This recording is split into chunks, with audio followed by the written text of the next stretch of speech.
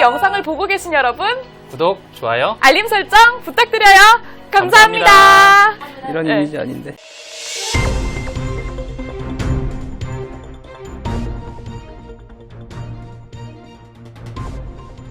안녕하세요. KB증권 윤유림입니다. 최근에 코스피가 급격히 상승하다가 쉬어가는 추세를 보이고 있는데요. 이런 추세를 보고 사람들마다 누구는 이미 고점이다, 또 누구는 아직 상승장은 끝나지 않았다와 같이 좀 다양한 의견들이 나오고 있습니다. 그래서 오늘은 시장을 설명할 수 있는 여러 수치들을 바탕으로 한국 시장이 어떤 위치에 있는지, 또 장기적으로 보았을 때 어떤 방향으로 나아갈 수 있는지 이야기해보려고 합니다. 제 옆에 김민규 수석연구원님 모셨습니다. 연구원님 안녕하세요. 안녕하세요. 계량 분석 퀀트 담당하고 있는 김민규 수석연구원입니다. 한국 증시 밸류에이션과 그 이익의 장기적인 방향에 대해서 말씀을 드려보도록 하겠습니다. 반갑습니다. 네, 반갑습니다. 너무 동안이세요. 제가 나이를 듣고 깜짝 놀랐잖아요. 더 열심히 관리하겠습니다. 저는 20대인 줄 알았어요. 정말로. 그런 얘기 많이 듣습니다. 알겠습니다. 자, 내용 들어가 보도록 하겠습니다. 최근에 좀 코스피가 과열이다라는 신호가 좀 여기저기서 나오고 있거든요. 이거에 대해서 좀 연구원님은 어떻게 생각하세요? 단순히 수익률이 높다는 것 이외에도 설명할 수 있는 다른 지표들도 있습니다. 대표적으로 밸류에이션인데요. 한국 시장의 순이익 대비 주가를 의미하는 12개월 선행 PE가 역사적으로 한 번도 뚫지 못했던 13배를 넘어서고 있는 그런 상황입니다. 하지만 결론부터 말씀드리면 지금의 높은 PE가 의미하는 것은 2007년처럼 상승이 끝났다 라는 것이 아니라 주가가 빨리 올랐다라는 것입니다. 속도 조절에 필요한 단기 조정은 있어도 상승장이 끝났다고 보진 않습니다. 그 이유는 오른쪽 그림에서 보시는 것처럼 이익이 바닥권이기 때문입니다. 2007년 당시 ROE에 비춰본 이익은 12% 이상으로 매우 높았지만 지금은 2020년 기준 6%에서 이제 막 올라오는 상황입니다. 결국 이익이 바닥에서 오르는 가운데 그것보다 빠르게 주가가 올랐다라는 것을 의미를 하고요. 정리를 해보면 자기 자본에 비해서 이익이 덜 난 상황이다. 그래서 상승장은 끝나지 않았다라고 보시는 거죠? 네. 근데 그 주가가 기업 이익보다 빨리 올랐다는 거에 그 전제 조건 자체가 보여주신 그림처럼 ROE가 실제로 올라가야지 좀 성립될 수 있는 게 아닌가요? 맞습니다. 지금 전망치는 올라갈 것으로 예상이 되고는 있지만 이게 틀린다면 더 이상 상승 요인을 찾아내기가 힘들겠죠. ROE를 자산 회전율, 순이익률, 그리고 재물의 버리지로 나누어서 분석하는 방법입니다. 원래 ROE는 순이익을 자기 자본으로 나눠서 자본금 대비 얼마나 회수율이 좋은지를 분석하는 지표인데요. 산수 시간에 배웠던 것처럼 분모 분자에 똑같은 숫자를 나누고 곱해주는 방법으로 쪼개보는 겁니다. 굳이 이렇게 ROE를 쪼개서 보는 이유는 비슷한 수준의 ROE더라도 어떤 요소에 기대서 이루어진 것인지를 알아야 어디를 보완해야 할지도 알 수 있기 때문인데요. 장기적으로 2007년과 비교해보면 한국 ROE 하락에 가장 큰 영향을 미친 건 순이익률입니다. 제조업 기준으로 보면 2007년 순이익률은 6.7%였지만 작년은 3.9%로 떨어진 모습인데요. 결국 기업들이 장사를 해도 예전보다 이윤이 안 남는다라는 게 가장 큰 문제입니다. 그렇다면 그 ROE가 낮은 이유가 순이익률이 낮기 때문이라고 하셨는데 ROE가 올라가려면 그럼 누가 이익률을 낮췄는지를 또 살펴보고 또 그들이 회복이 가능한지도 살펴봐야겠네요. 코로나19와 함께한 2020년 작년에 코스피 순이익률을 낮춘 산업은 정유, 철강, 기계, 조선, 운송 이런 경기민감 산업, 흔히 굴뚝산업이라고 불리는 것들과 자동차, 호텔 레저, 미디어 엔터 유통 같은 소비 관련된 산업 이 두 가지가 가장 크게 코스피의 이익률을 낮췄습니다. 근데 이 경기민감 산업들의 이익률은 이미 코로나19가 반영된 2020년에 2019년보다 개선돼서 올라오고 있는 그런 상황이고요.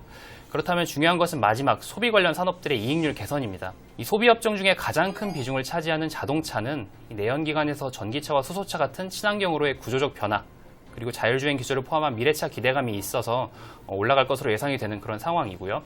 그리고 나머지 소비 업종인 호텔 레저, 미디어 엔터 유통 이런 업종들은 코로나19의 충격을 가장 많이 받은 산업입니다. 부진의 이유가 명확하다라는 것은 거꾸로 생각해보면 회복의 이유도 명확할 수 있다라는 뜻인데요. 이 회복의 이유 역시 코로나19 완화일 것입니다. 이 팬데믹이 영원할 수는 없기 때문에 소비 산업의 이익률 회복 역시 시간 문제라고 볼 수 있습니다. 기업들의 이익률이 좋아져도 근데 만약에 경기가 안 좋아서 매출이 안 나오면 그건 또 어떻게 되는 건가요? 지적해 주신 부분은 ROE의 구성 요소 중 자산 회전율 부분입니다. 이 자산의 증가 속도는 안정적이기 때문에 결국 매출이 중요합니다. 2020년 작년은 매출액이 많이 감소했습니다. 2021년에도 감소한다면 말씀하신 대로 ROE 개선이 불가능할 수도 있습니다. 하지만 그 가능성은 현재로서는 낮다고 판단합니다. 이 가능성을 낮춰주는 긍정적인 포인트는 반도체입니다. 2009년과 2014년, 15년 중에 2년 연속 매출 감소가 이어졌던 2014년과 2015년의 차이는 이 반도체의 매출 부진 여부였습니다. 이 반도체가 2019년 매출 감소 이후에 2020년 매출 회복을 시작했다라는 점은 2년 연속 매출 부진에 대한 우려를 어느 정도 줄여주는 요소가 아닐까 생각합니다. 역시 반도체가 든든합니다. 그렇죠? 그러면 지금 이제 앞에서 자산 회전율과 순이익률까지 한번 다뤄봤고요. 마지막 그 재무 레버리지 이건 어떤가요, 연구원님? 기업들이 구조조정을 하고 현금을 확충하는 이런 안정적인 방향으로 경영을 하고 있기 때문에 장기적으로 계속해서 낮아지는 추세를 보여왔습니다. 이 재무 레버리지가 낮아진 것은 ROE를 낮추는 데 영향을 주고 있기는 합니다.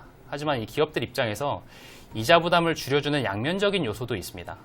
그리고 재무 레버리지는 ROE의 방향성에 미치는 영향력이 순이익률이나 자산 회전율보다는 낮은 그런 요소입니다. 결국 ROE는 이익률이나 매출을 봐도 지금으로부터 올라갈 가능성이 더 높고 주가는 이것보다 더 빨리 올랐다라는 것이기 때문에 속도 조절 이후에 장기적인 코스피 고점은 지금보다는 높아질 수 있다고 생각합니다.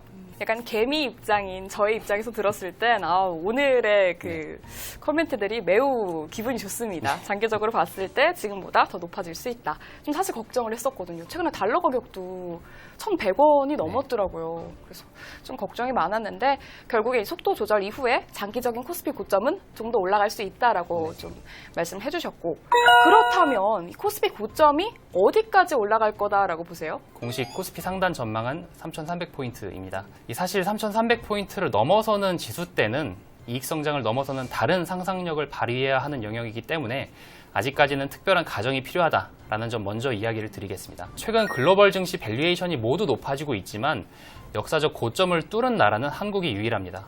자기 자신의 고점을 뚫은 다음의 목표는 다른 대상을 뛰어넘는 것이기 때문에 결국 여기서 코리아 디스카운트가 없어지면 어떻게 될까? 라는 이런 상상을 좀 시작해 볼 수 있을 것 같고요. 만약에 아시아 신흥국만큼 밸류에이션이 상승하면 3,000포인트 중반까지 올라가고 선진국만큼 간다면 3,000포인트 후반까지 올라갑니다. 물론 말씀드린 것처럼 아직까지는 상상일 뿐이고 이것이 가능해지려면 기업들이 배당을 늘리고 이익 성장을 더 달성하고 투자자들이 동의할 만한 또 다른 성장 스토리가 나와줘야 그런 밸류에이션이 정당화가 될 것입니다. 네, 그날이 꼭 머지않아 왔으면 좋겠습니다. 지금까지 한국 증시 밸류에이션과 또 이익의 장기적인 방향에 대해서 좀 짚어봤는데요. 좀 오늘의 이 내용에 대해서 좀 더 자세하게 볼 수 있는 방법이 있다고요, 연구원님? 네, 있습니다. 네. 아래 링크를 클릭하셔서 보고서로 연결하시면 됩니다. 네, 아래 링크 클릭해 주시면요, 바로 보고서로 연결이 되니까요, 이 부분도 꼭 많은 관심 부탁드리겠습니다. 네, 그러면은 우리는 여기서 인사를 드리도록 하겠습니다. 오늘 출연해 주셔서 감사합니다. 감사합니다. 네.